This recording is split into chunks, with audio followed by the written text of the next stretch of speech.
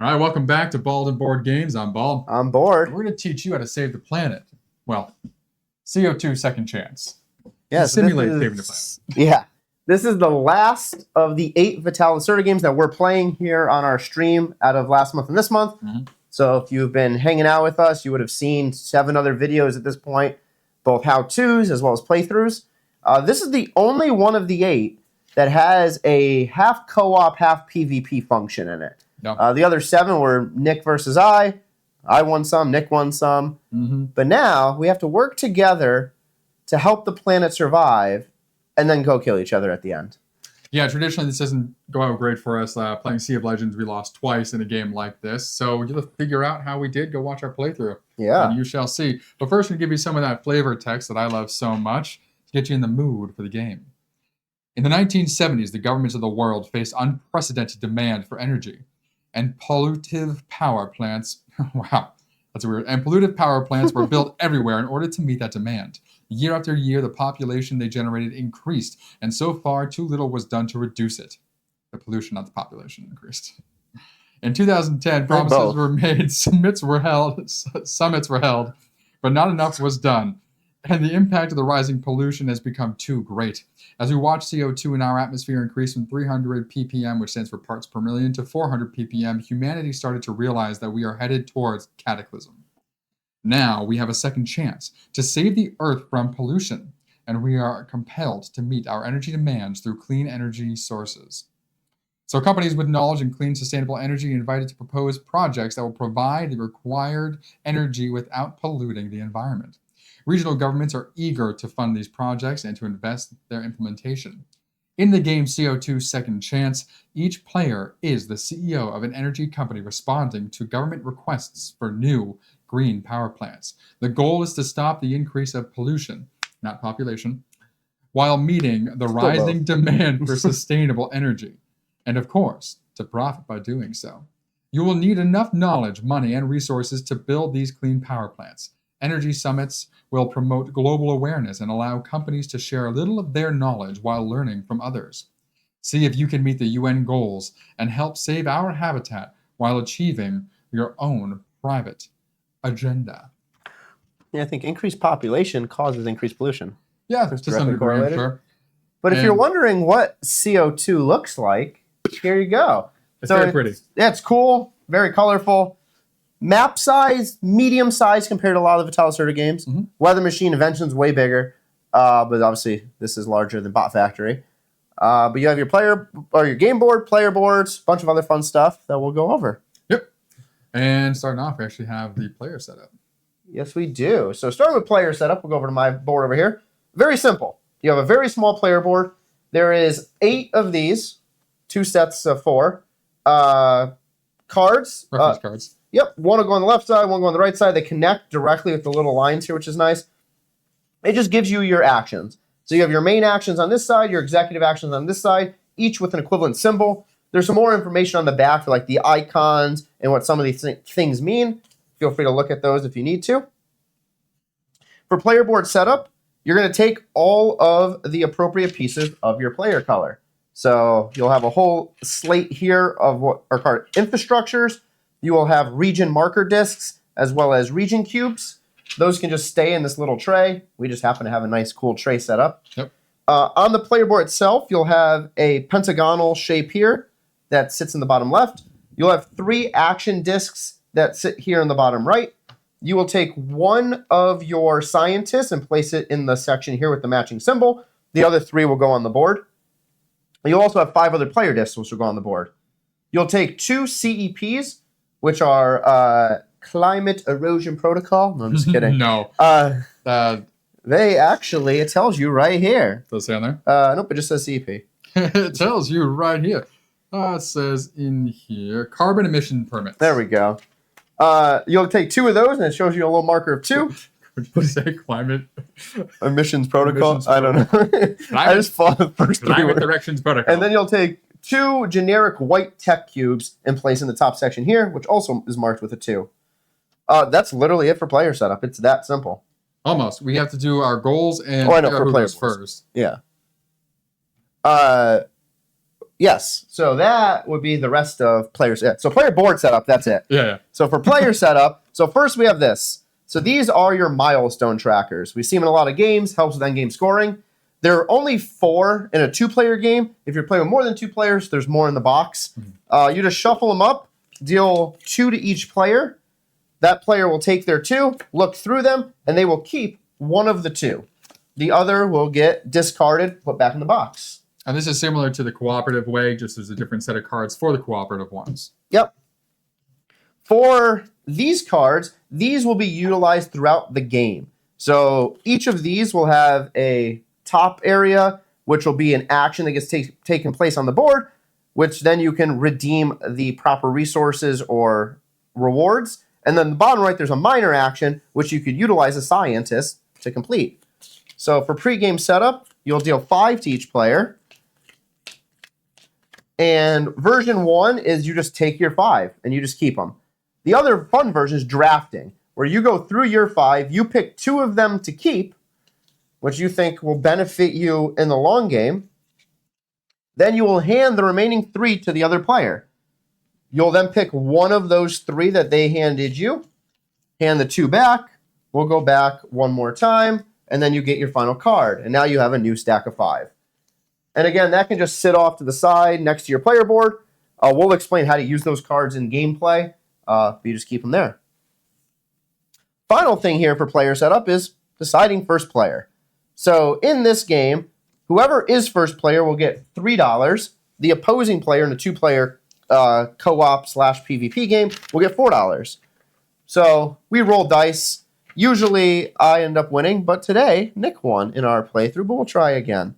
And Nick rolled a 3 and I rolled a 4, so I'll be first player, sure. So that just goes into your little $sign down here at the bottom. Easy peasy. Now that completes player board and generic player setup. All right. So we're going to go up to the board now, and we're going to get all set up here. So I want to lay these cards on the bottom down here. You can put them anywhere around the edge of the board, but first we have our UN goal cards. So there's a stack that has 2 symbols, stack that has the 3 symbol, white, blue. What you can do is shuffle these up. You're going to just lay out 5 of each for a 2-player competitive game. Yeah, we'll get those all the same way because my OCD hates it. So 5 of the level 2s, and do the same thing, shuffle, shuffle, shuffle, and we will do 5 of the level 3s. One more. Yep. Boop. Boop, boop, boop. Hey, that's your UN goal card. So these goal cards can be scored during the game, and we will explain how to get those when we go over the actions and such. So on the board, you see there's a bunch of pieces out here already. So we have 2 tokens over here, one that's on the decade track and one that's on the turn track. Okay. Then here below it, you can see we have some of our markers. These are going to mark our knowledge on those various tracks. So as we gain knowledge, these will go on and move up. So they're just in that spot to start. Yep. On the middle of the board here, we have a bunch of these purple discs. These are your CEPs. So each location has a certain number of CEPs it starts off with. So here you can see 4. So you're going to place those CEPs on each of those circles in each of the regions. As well, you're going to take 2 CEPs and place it right in the very middle. That is your market. And then the red disc you're going to set on the number 3. That is the cost of CEP starting out, or the value. Then over here, you're going to have your tech cube supply in the corner ready to go. You have your pool of scientists ready to be hired. And then we have this area over here that we need to set up as well. So this here, these are your summits. So you have a summit stack. So you would shuffle up all of these, and then you would choose 6 at random and place them face up at the summit. Boom, boom, boom, boom, boom. This area here is where you could place the proposals, but we have a nice container off to the side, which is why we don't have them on the board.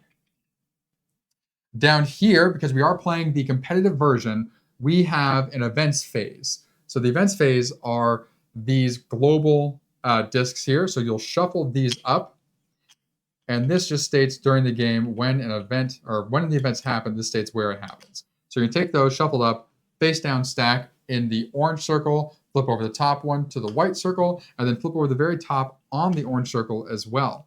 So now you know this is going to be the first event you're going to face, and this is the one that's going to be coming the following turn. Now we have your VP track that goes around this whole area. So you're going to have each of your markers on that 0/50 space.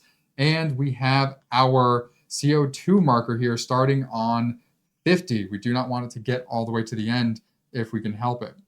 So we have that on the 50. Also off to the side, you have some coins. You have your bank. You have your pile of your fossil fuels. And we have alien spacecrafts. Now, these are randomly shuffled, and they will determine what energy source each area needs. So you're going to shuffle them up, place them face up, like so, all the way around. And these dictate what kind of energy source may be proposed in each area, and of course, ultimately built in each area. And when you do so, we will explain what happens then. But I believe that is the board setup. Miss anything? No, that's it. All So right. again, it's pretty simple. A lot of the board has the symbols that match the shapes, just like CPs. These all match. So it's all pretty straightforward for setup. We were talking earlier, this is one of the easier games to learn as well out of the Lacerda games. There is some comboing, which we'll cover, but overall, pretty straightforward. Yeah, it's pretty easy. It just runs very smoothly, which is nice. Everything makes sense. Yes. So, before we get into all of the actions you can take, we'll go over the round structure. So, as Nick mentioned, we have a decade track. So it starts in 2010, goes up through the 5 decades. So during each decade, you're going to go through a list of actions. For a 4-player game, you'd have 2. 3-player game, you'd have 3. 4-player game, you'd have, 2-player game, you'd have 4. So we're playing as 2 players. So we each get 4 actions. So this round track is going to start on the 1. You would move over as you're taking your actions to here. You would then have an income phase here. You would have a global event phase, which are those circled discs Nick brought up. And then it goes back, and then you have a fossil fuel phase. Once you've completed the fossil fuel phase, once you've completed the global phase, you move the decade marker up, you go back, you do the fossil fuel, and move back into a new round 1. And then you do so on until you get to the end of 2050. For a 2-player co-op / PvP game, which is what we played, you will start on the 1 right here, not on the fossil fuel mark. Yep. Cool. All right, and before we dive even deeper into the actions and stuff, we are going to go over what you do during the operation phase, which are those 4 areas in the middle where you'll be taking turns. Again, varies based on player count. So that operations phase is where you will do actions. So on your board, Steve pointed out earlier, there are some aids on the side. So during the operations phase, you have to do one of these main actions. That's why I only have 1 marker. You can only and have to do one of the main actions. Okay? And when you do, you just place your marker on it, saying that you're doing it, follow through. Additionally, before or after your main action, you can do up to 3 executive actions. And that's what these markers are for, off to the left or the right side of your board here. And the executive actions you have are the Lobbyist cards or UN cards, the market, moving a scientist. The main actions are Prepose, infrastructure, and build Powerplant. But that's it. Operations phase, choose a main action, and do whatever executive actions that you want to. Yep. So now we'll just start off and go through some of these actions. So first one we'll explain are the executive actions. Yep. So executive actions, again, on the right-hand side of your board. The first one at the very bottom is called Move a Scientist. So there's 2 phases to this. So on your player board, you do have 1 scientist here to start. So when you place a tile down, so let's just say, for example, we'll legally place it. There was a tile here. You've already done the tile actions, which we'll cover in a moment.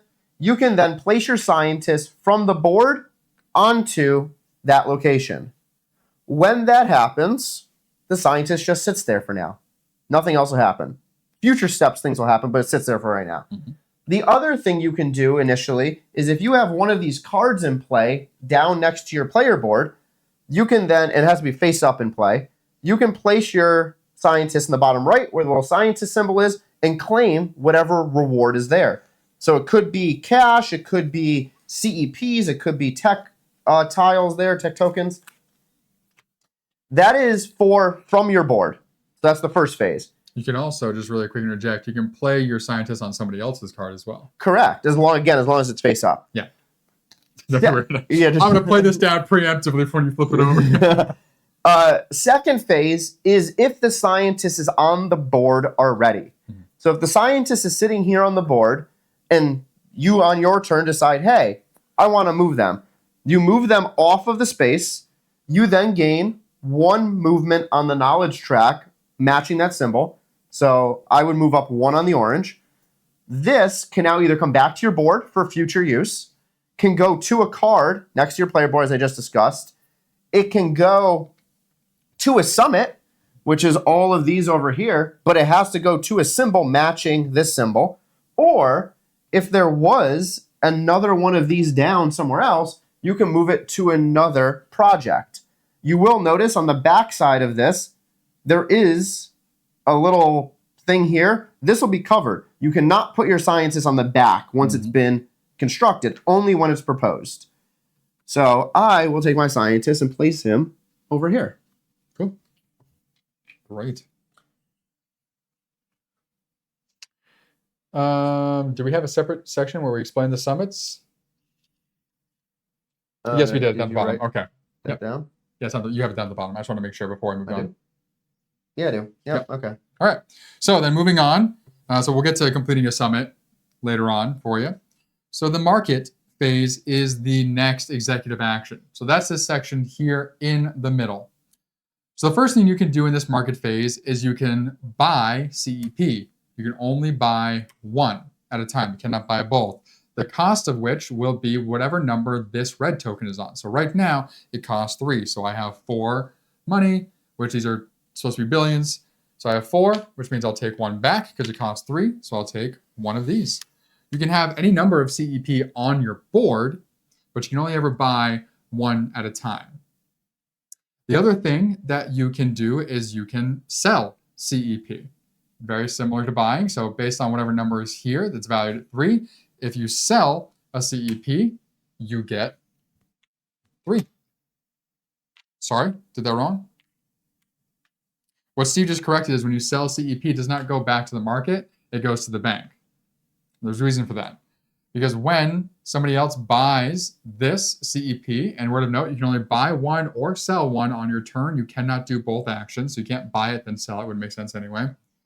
But so if Steve... I'm just going to buy and sell, buy and sell. So if I was starting my turn and there's only 1 of these left and I chose to buy this... actually, you know what? I missed a spot on selling. You didn't catch that? What did I miss? No, I know. You didn't move down yet. Yeah. I know. So when you sell to the market, this actually drops down by 1. So the one I just sold would reduce this by 1 when selling. So then I'm going to buy this 2 that's left over because Steve bought the other one on his turn. So whenever you buy the last token and you see this symbol, cannot visit the market anymore. And this will matter because there are other in-game effects that would remove those tokens. So if that happens, if this token is removed by an in-game effect based on what you did, that means you can't go to the market phase after that. So you have to time your actions properly. But when this happens, that's where this goes back up by 1, and you'll have 2 of those guys on standby, ready to go on when the next player starts their turn. That's really it for buying and selling. You buy them all, raise it up. That you sell is 1, true. lower it down. And this is all on your player cards as well. That handy reference is very easy to understand. Yep. So the third of your 3 executive actions, and as like Nick said, you can play this before, after. You can do 1 of them before, 2 others after. Doesn't matter. Yep. Is playing a card or buying a card. So 2 different types of cards, though. So playing a card is the cards in your hand. So to do that, you would identify, did you meet the requirement on the card? So for example, if on my turn, I planned on creating a proposal in Africa, I can say, here is my card. It says proposal, it matches the symbol. Africa is the region. I would place my token down. I then gain this benefit. If a scenario existed where I couldn't do what's on the card, I'm like, based on how my strategy is, I just really don't want to do what's on the card, I can just play the card down for this minor effect without spending a scientist. In that case, I would just get a tech cube. And then this card would go off to the side of your game board. Nothing would go on the card. It just sits there for future use, as we explained for the play the scientist. The second thing you can do during the card phase is buy a card, which are these UN cards here at the bottom of the board. In order to buy a UN card, two things need to be true. One, you have to be able to pay the cost. So you can see these have these five have one requirement. These have two for generic white tech tiles. We can get in close, can you see? We can. Yeah. Boom. So this has a cost of one. Those have a cost of two of the white tech cubes. The second thing is this has to be true. This is the symbol for building a power plant. So you have to have infrastructure, is what this says, on a power plant, and it has to be built. You don't have to be the one to build it. You just have to have the infrastructure. If you don't have the infrastructure and you built it, it doesn't help. And then you have to match however many are down. So for the example here, let's say that we'll use the game board. Nick had one right there. There's an orange. Let's say Nick had another orange over here. That is the setup. He now has the infrastructure on orange. If I went through and on future turns built the orange ones, they would come down here, as we'll explain when we get to that phase. Now he has that. He can then pay 2 tech cubes and claim this UN card. At the very bottom of the UN card, it actually shows in a co-op game, both of you would gain 2 movement down the track. In a PvP style game, you gain based on how many cards you possess. So if you possess 1 card, you would get 6, 10, 15, 21 for the 4 cards you could get. And that's for related to VP. Yes, VP. In the regards, if you get 5 or more cards, directly does not benefit you. Which Steve is very salty. I am. It makes no sense to me. There's 10 cards. I could get all 10 in theory. I should have 10 different ways to earn VP here. But that's how you utilize the UN cards. Again, you can buy 1 UN card per turn. You can play one of these per turn. You cannot do both. Mm-hmm. One or the other. Yes. All right. Those are all the executive actions. Pretty easy, pretty straightforward. So you've seen us put these horseshoe-shaped tiles out on the board a few times. Doing this is called proposing a project. And that's the first main action at the top of your board that you can do. To propose a project, you simply grab one of those tiles and place it on the board. But it has to go in a region that matches the tile. So this blue tile for water can go here, here, or here. Because you can see there's water, water, and water on these guys here. The location of the water being about the 2 or the 3 doesn't matter at this point in time. Because when you propose a project, it simply goes into one of these 3 areas in that region. Again, I cannot place the water over here because there is no water in these top requirements. There's no water in Africa. There's no water in Africa. It's unfortunate. So I'm going to place this down on one of these 3 down here. And wherever you place it, you will get an additional benefit listed on the space. So here, if I place it down on that first one, you'll see $X equals CEP markers. So for this one, I will get money equal to the number of CEP markers currently here. So I would get $4. If 2 of these were gone, I would only get $2 for placing it there. Next, you have gain a scientist or move a scientist. So this will let you gain one of the scientists from the pool at the upper left hand of the board, right here. Boom. And it would go onto your player board. Or, if you don't want to gain a scientist, you can move a scientist from your player board anywhere on the board. Now, if you do choose to gain a scientist from that area, you'll see it has the symbol for gain any knowledge. So I would take a scientist, put my player board, and I would move up on the knowledge track. I'll move up on the white if I could, please. Sure. Why not? Let's do the blue. Let's make sense here. Yep. So that's what this section is. Gain a scientist or move a scientist. Cannot do both. Lastly, you have gain 2 tech cubes. You put it there, you simply grab 2 tech cubes from the top of the board and place them onto your board. Easy enough. Additionally, to any of those spots, whenever you build whenever you propose a project, you will gain knowledge in the type that you proposed. So blue, boom, boom. Moved up 1 on blue. That's if a proposed project. You're just putting it out there saying, hey, I think we should do this. Yep. Yep. And you'll see a bunch of symbols on the left and right-hand side of these. Those will come into play now with infrastructure as well as doing the power plant. Yep. But next up is infrastructure. Woohoo. So in order to build an infrastructure, you need to have an idea. So the project and idea has been proposed.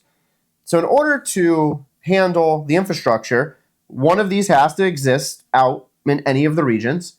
So for the example of this, I'm going to say that this existed here. I need to pay what's next to the red arrow, which is one of these. So I take one of these from my player board, deposit it into the supply, not into the CEP market. I then gain the benefit on the right-hand side. So I would gain 3 tech cubes. Good for you, Glen Coco. You go, Glen Coco. I would then flip this tile. I would move to my little depository here and play repository. Repository, not depository. And then I placed the infrastructure just like so. If there was a scientist on this location and I did that, whether it's my scientist or any opponent's, that scientist, by the owner of the scientist, can be moved. You would then gain 1 movement on the knowledge track of orange there, because it's an orange tile, for moving the scientist, and then that person decides where it goes. It's not even can be, like it has to. Like it's Oh yeah, it has to be moved. Yeah. They just decide where it goes. Yeah. Once you've finished placing that there. And those same rules apply for moving the scientist as the move a scientist executive action. Yep. Essentially, it gives you that free. action for free. Yep. Yep. The benefit, which is how Nick and I play, is you can move a scientist now to the summit. And it was easier work than having to move it yourself. Yeah, using the person or the people you're playing against is a big part of this. Yes. And that's literally it for infrastructure. Yeah, easy peasy. And then we have the final piece. All right. So you paid your CP for the infrastructure. You got your infrastructure built on wherever, or maybe someone else built infrastructure. And you want to build that power plant for a couple reasons. So first, let's build that power plant. So Steve here has built infrastructure over there. I can build the power plant on his infrastructure. I don't need to have infrastructure built to build a power plant on top of it. There just needs to be infrastructure by anybody, period. So there is a cost, though, to build infrastructure, and it's on your player board. So for each level, there's level 1 and level 2 of each type. It'll tell you the cost. So first up, it tells you here that it costs you a certain amount of money. So if I want to build that orange one, right now I don't have enough money, so let me just pull in a 10 here, so I do have enough money. So it would cost me 10 to build Steve's infrastructure. Next, you'll see it's the same for every single one. You'll have to spend 1 of the CEPs. Next, this varies from type to type. You have to pay a certain number of tech cubes. So for the level 1 orange, I have to pay 2 tech cubes as well. So the tech cubes go up to the stash. The CEP goes to Steve. The $10 goes to the bank. There is one caveat with paying the tech cubes that I'll cover now as well. So normally that costs me 2 tech cubes to build. However, if at the region, for whatever reason, there was a tech cube there in the cooperative / competitive play, you can actually use 1 tech cube from that region. So if there's multiple, you can only use 1. So I would actually take that one and only have to use 1 of my tech cubes to build over there. Yep. Once all the costs are paid, you'll grab the corresponding piece from the piles over there. We just happen to put out only the orange ones each time. Because there's 4 oranges in the sections. And then that gets stacked on like you saw us do beforehand. Nice little modular. And then it gets moved into its decade. So very important. You're not going to be putting it further ahead. You're going to put it into its decade. Yep. All right. Now, when that is done, you have one more step to do. You're going to be putting out some control markers. So I'm the one who built the power plant for orange. So I place one of my cubes into that power plant region. So this is where the numbers correspond to the types. So here, number 2. So at the moment, I have control of that region. So controlling the region means you have either the only tech cube here. Can I have one of your region markers? Or give me 2 of yours, actually. Oh, region and cubes? Yeah. Just that. Yep, Sorry. you didn't say that well at all. I meant this. So in this situation, I control this area because I have the only power plant here. If Steve built another power plant there, so we're going to move these over. This is Steve, we'll say. That's a bad example. No, it's not. You can build as many oranges you want. That's true. So say he built another orange there for whatever reason. That's there. It is now tied. So now Steve and I are tied for the most. So he would just take over because we're tied and it's in the same type. If Steve built a different type of power plant, so we're not going to put it out, but say he built a green power plant, Steve, again, would take over because now he has the better power plant in that region. If, however, Steve built the lesser power plant, I would remain in control because we're tied for cubes and he has the lesser power plant.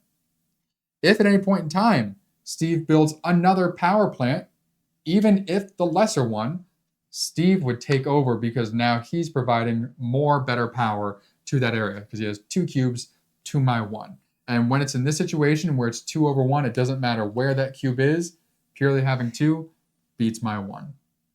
And this is all in the rulebook as well for reference if needed. All right. Good, sir. But before Nick ends his theoretical turn here, he wants to move a scientist. Do I? He does. Okay. What am I doing with this? I don't know. That's yours. Take that. Put that there. Sure. I want to move a scientist. Sure. So I'll use my executive action. Yep. And I'll move this scientist over here onto the summit. Yes. So at any point in time, at the end of your turn, if any of these summits are filled, and by filled means all of the corresponding circular markers have been covered by scientists. So in this case, that required 2. Yep. Both of them are now covered. Boom, boom. What you would do is we'll just move this here to make it easy to see. So we have each had 1 scientist. Green and orange are available. For each scientist, you would go in turn order because that can dictate how things progress. You would then take your scientist. So I have 1. I would go to the knowledge track, over here, and I can move either up twice on orange, twice on green, or once on each. And this is per scientist. So if I had both scientists here, I could do that twice. But because Nick and I both have 1, we each get to do it. I am first player, so I'm going to go up once on orange, once on green. My scientist then returns to my player board. Okay. I'm going to go up twice on green. Make me reach for it. Yep. So then his would go back to his player board. This token is now out of contention, so Zurich is no more. Out of play. Contention. I don't know. And then you'll replace it with a new one. And you place in the new one. Out of contention. If by, perfect example. Let's say you had 2 scientists out on the game board on locations. And on your turn, you placed a tile here that allowed you to move a scientist. And you moved 1 to a summit, and that filled summit 1. You then use your executive action to move the second to a different summit and finish that summit. You would then complete the summits in the order in which you finish them. So not left to right or right to left. You would specifically go based on which one you finished first on your turn, then the second one that was finished on your turn. And again, that has to be after all actions take place. So everything has to be finished. The market refresh stuff would happen, and then you would go. Yep. All right, let's make some hypothetical situations so we can explain the income phase to you. All right, Steve's crafting. He's crafting some stuff over here. Okay, yep, all right, cool.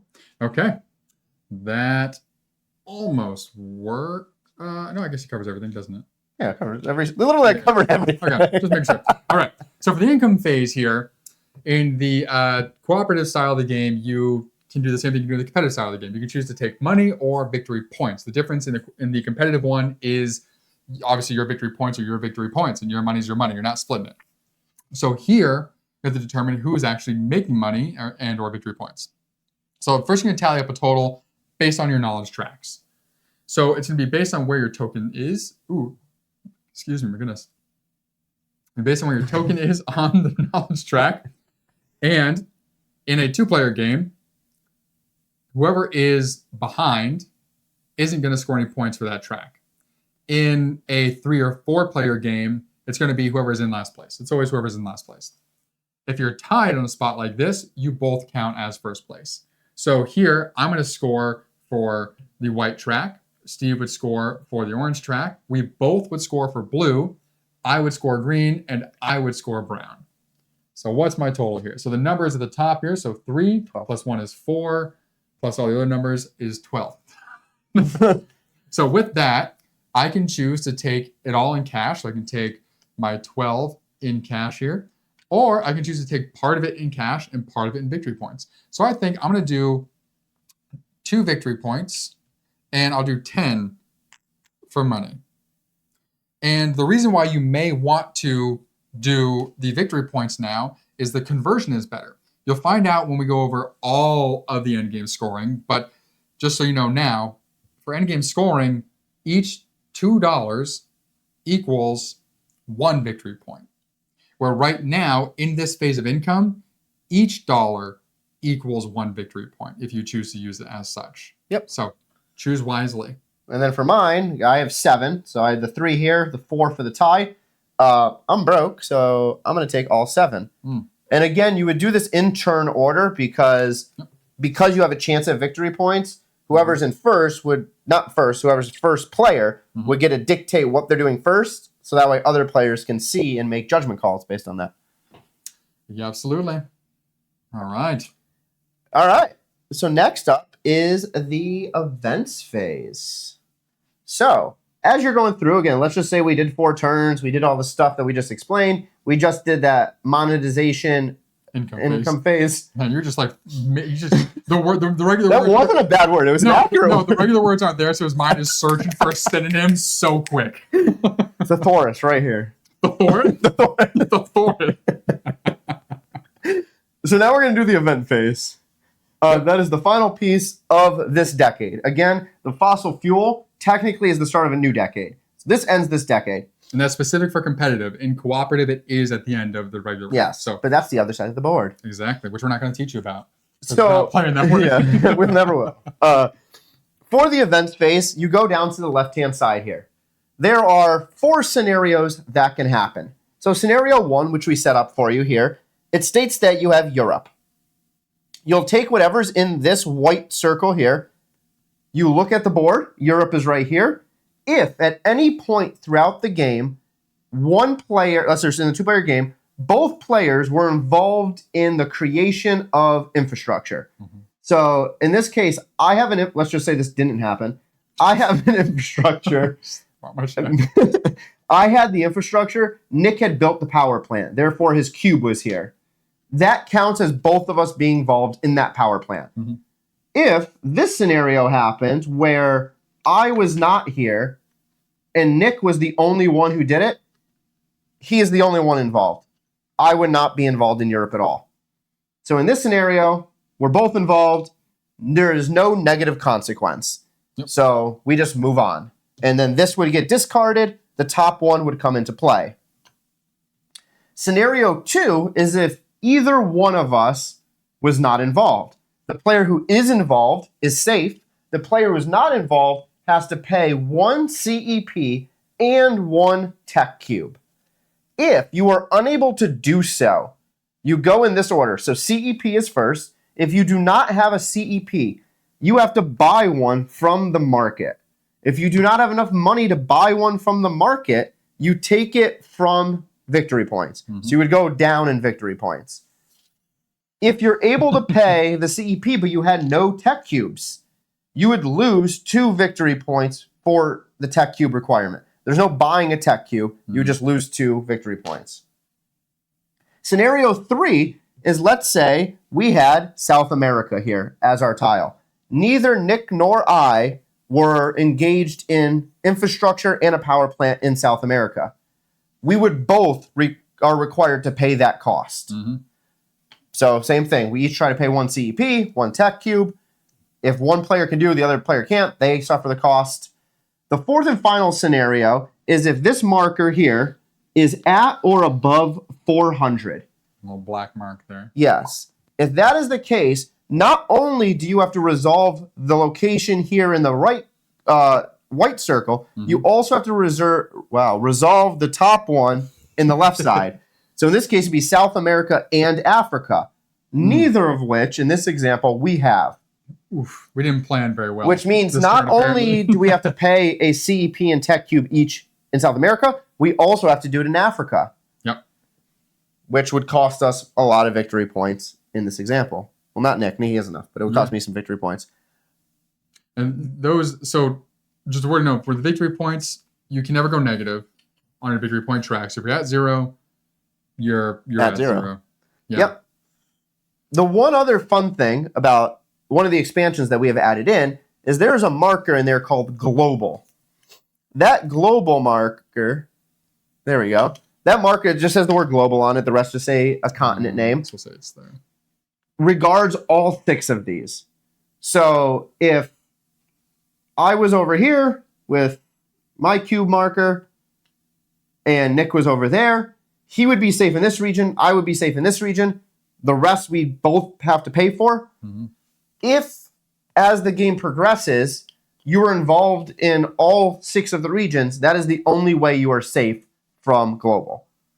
And global is different than the other ones because it's not when it gets to this spot here. The moment you see global, if it's in either of them, it activates, and the other one doesn't. So it trumps everything. I didn't mean like that. The biggest benefit it is the monster. to this setup is, perfect example here, South America. Let's say that we're going to grab this. Another orange. No. Let's say... Why'd you grab an orange if it's a green? Oh my God, you are colorblind. Let's say that this was built in 2010.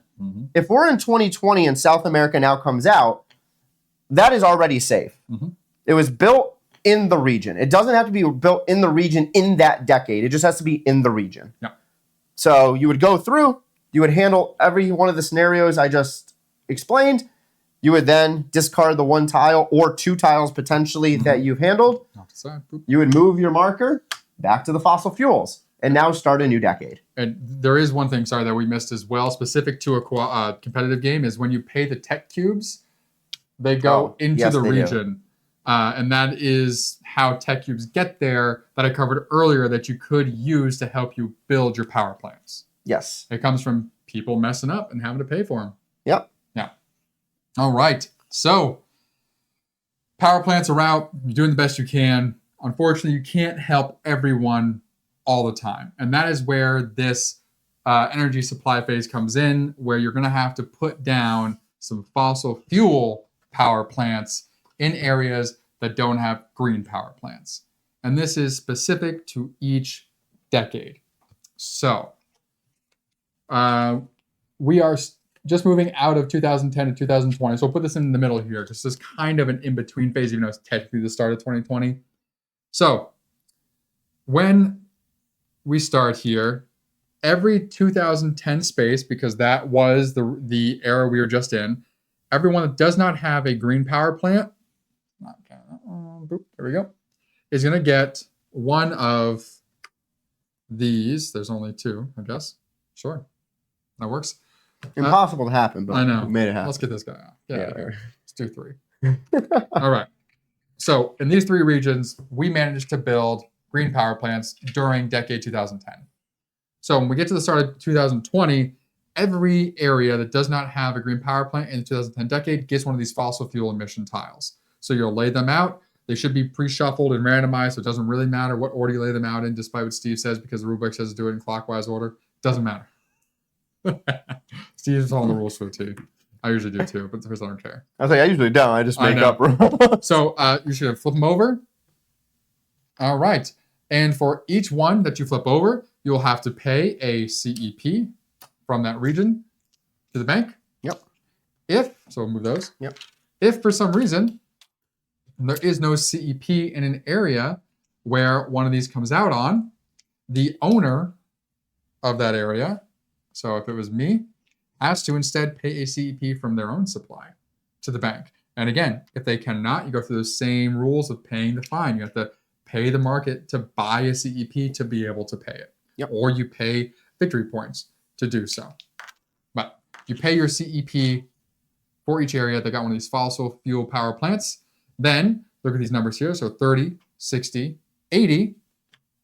You're going to move your CO2 emissions marker 80 marks up from where it's currently at. So if we're at 50, it's going to go up to 130.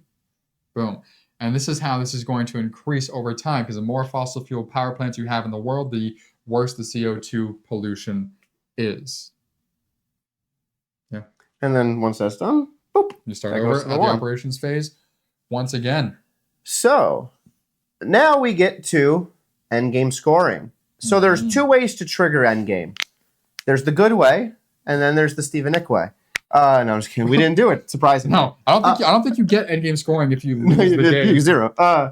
You die. Exactly. There's no scoring in hell. If you are able to successfully make it through the game, which I'll explain how to do that in a second, and go through each decade and make it through 2050, then you would score the end game, which we'll cover in a second. And word of note, right now we're on it. So at the end of 2050, you do not do this fossil fuels phase. So this is a start of decade thing. 2050 ends, you end through the global event, and it ends. Yep. So let's say, for example, 2040 just finished. We're sitting here on 430, and we got 100 worth of these fossil fuels. What happens? Actually, let's say we got the 80. Doesn't matter. As soon as you cross the 500 mark, if it equals 500, you're good. As soon as it passes 500, you're instantly dead. The game instantly ends. You've lost. The Earth explodes. At least burst into flames. Yeah. If, for example, there's one thing we didn't really cover, which I'll cover now, though. If, let's say, for example, going into 2040, it was at 430, you're like, ooh, that's really close. Yeah. Stack of those. Let's say right here, there was 230s. In 2040, if I were to build anything here, it would actually take away this one, and your infrastructure of green energy takes over. That can now decrease by whatever this was. So 30 in this example. And it always takes place at the leftmost fossil fuel factors there. And again, only if this is all full. That region has to be filled with power plants before to start taking over the fossil fuel power plants. So definitely something to keep in mind as you're progressing is that sometimes you might want to leave a space out there to get rid of some of the higher numbers like the 40s. Yeah. But now let's just say, for example, Nick and I were able to successfully get to 2050. We went through our turns. End game scoring happens. So I was going to do all this off to my top of my head. I think so. So first off, when you look at the game board, you're going to have a bunch of these markers out that Nick is displaying here. So let's say we have 3 and 3.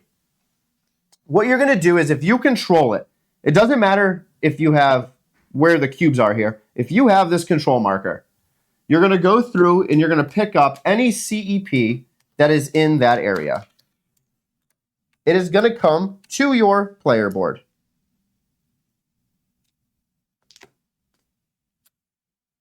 Boom. Interesting. All the gold that neither of us have ever seen. Yeah, but why does this count at the end? Interesting. Oh, I guess that. Oh, that changes some things. Hold on. Why would you ever do? You would never do this. Because it says how many do you have in hand?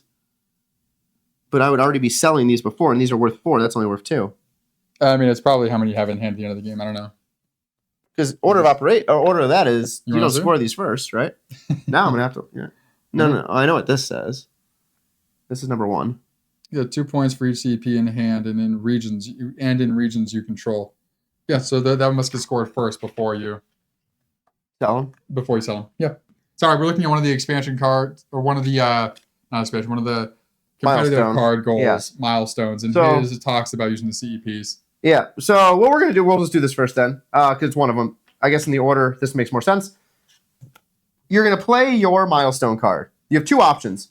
If you look at it and you're like, oh, I'm only gonna get like 2 victory points or 0 victory points, you can just sell this card for $8. In endgame, And during the game too, you can sell it for $8. yes, you can sell it in the middle of the game and just use the cash because you need to buy stuff, or you can use it at the end game. If you do this in the middle of the game, then you're not getting victory points. You're just getting cash, and it could maybe end up with you still. If you're doing it at the end, it will convert directly to victory points, which we'll cover in a second. The other option is to actually do whatever the milestone objective was. So in this case, for every CEP that I have in hand, I can get 2 victory points up to a max of 16, which is 8. Well, I have more than 8, so I'm going to get 16 points.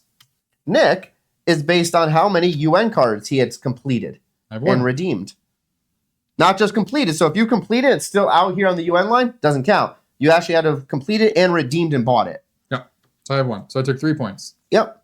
So next up, because we have these CEP, we're going to cash them in. So for each one of these, they are worth 4 victory points. It depends on where the marker is. So right now the worth 4 because it's at 8. Oh, yes. If this Correct. was at 4, Then they'd be worth 2 each. they were worth 2 because $2. Yeah, so each of these are worth $8 because it's on the 8. Mm-hmm. It's worth whatever the market price is. In most games, if you make it to endgame, that's probably going to be on the $8 mark. Yeah. So for here, I have 5, 10, 15, 16. So you take your 16, times it by 4, and get 64, and you would move 64 points.